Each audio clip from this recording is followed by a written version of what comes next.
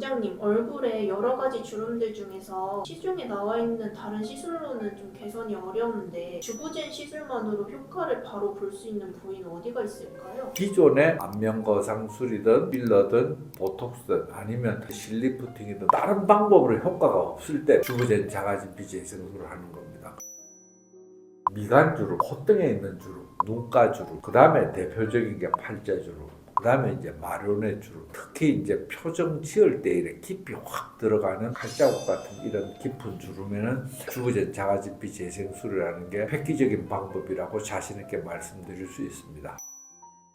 미간주름 이거는요, 안타깝게도 이거는 딴 원인이 아니고 전적으로 자신의 습관에 의해서 생긴 겁니다. 이건 찡그려서 생긴 거예요. 그 습관을 철저히 고치실 필요가 있습니다. 보톡스를 하면 효과가 한 3, 4개월밖에 안 가니까 수술하기 위해서 근육을 자르는 수술도 있었고 신경을 차단하는 수술도 있었는데 그런 것들이 시간을 길게 보면 신경도 자라서 연결되는 경우도 상당히 많고 근육도 잘라놓은 곳이 섬유화되면서 다시 붙는 경우가 많기 때문에 사실 근본적인 문제가 해결이 잘 안 됩니다. 그래서 주름이 이미 모양이 만들어져 있는 거는 진피층을 두껍게 만들어서 자가진피 재생술이 할 수 있는 최고의 결과를 얻어낼 수 있습니다.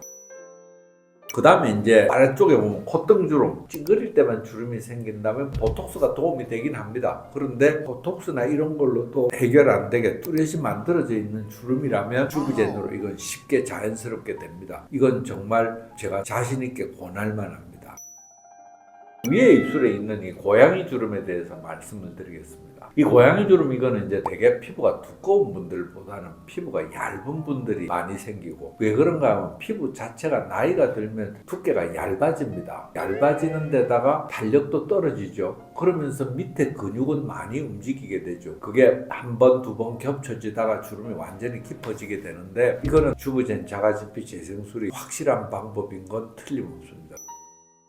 팔자주름은 사실 나이가 들어서 깊어진다 그런 분들도 있지만 사실 젊은 분들도 팔자주름에 대한 고민이나 관심이 제법 있습니다. 그게 왜 그런가 하면 동양인들은요 입이 이렇게 좀 나옵니다. 그 다음에 광대뼈가 큽니다. 그런데 피부의 탄력이 조금만 떨어지기 시작하면 팔자주름이 바로 눈에 띄기 시작을 합니다. 그만큼 우리나라는 팔자주름이 많습니다. 왜냐하면 골격 구조 자체가 그렇기도 하고 안면거상술을 땡겨도 사실 다시 쳐져 내려오는 게 대부분이라서 큰 의미가 없고 필러를 넣자니 볼록해지는 부담스러움이 있고 나머지 방법으로는 큰 의미가 없는 것 같고 그래서 팔자주름에는 거의 유일한 방법이라고 자신 있게 말씀드릴 수 있습니다.